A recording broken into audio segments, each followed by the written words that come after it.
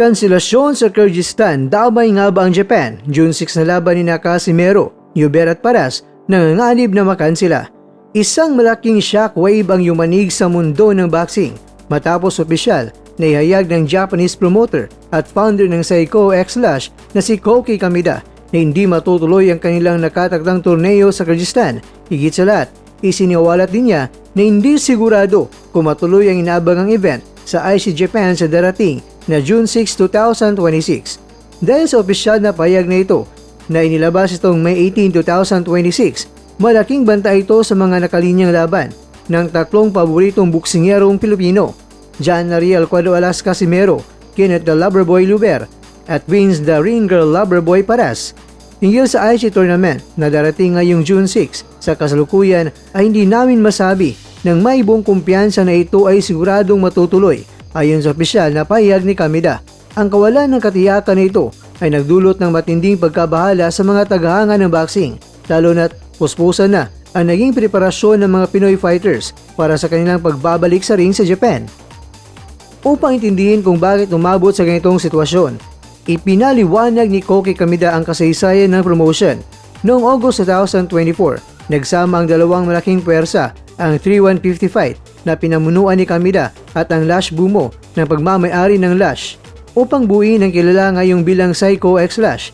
Ang layunin ng pagsasamang ito ay pagsamahin ng magkaibang lakas ng dalawang kumpanya, Lasco Limited.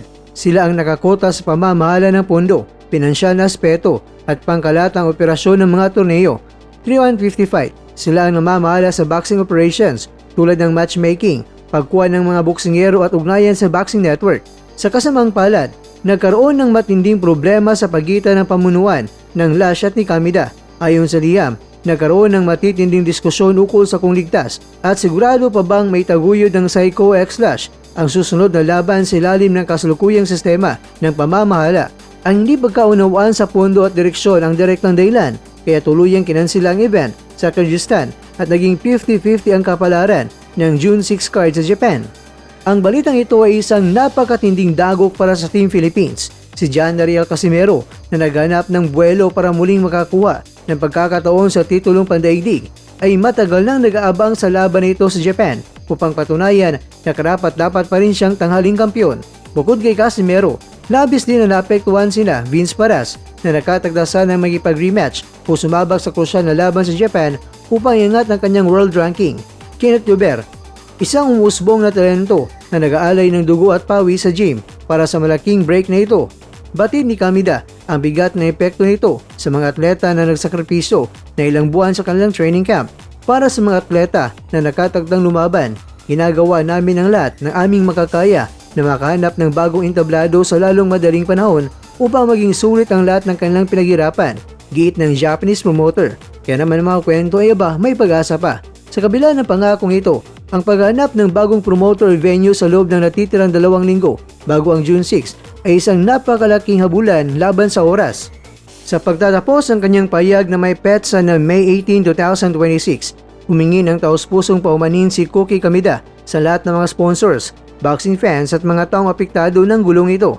Inamin niya na bilang founder, napakabigat sa kanyang kalooban na hindi masiguro sa mga tagahanga ang pagpapatuloy ng June 6 event sa Aichi. Kaya naman ano ang susunod na hakbang? Urgent meetings. Kasalukuyang nagkikipagpulong ng mabilis ang kampo ni Kameda sa panig ng Lash upang madesisyonan kung itutuloy o di kaya i-postpone o tuluyan ang kakanselahin ang June 6 card. Pangalawa, anunsyo sa mga susunod na araw.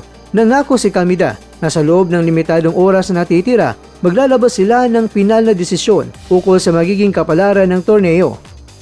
Mga kakwento sa ngayon, ang mga boxing fans sa Pilipinas at Japan ay nakatutok at umaasa na mariresolba ang panloob ng isyu ng Seiko X-Lash upang hindi masayang ang pinaghirapan nina Casimero, Hubert at Paras. Ang susunod na 48 hanggang 72 hours ay magdidikta kung makakapag-impake pa ba ng bagay ang mga Pinoy patungong Japan o kung manatili na lang sila na naghintay sa gilid ng ring.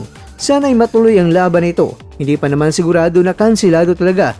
Kaya sana ay may magandang paraan na matuloy talaga ang laban sa June 6 sa Japan.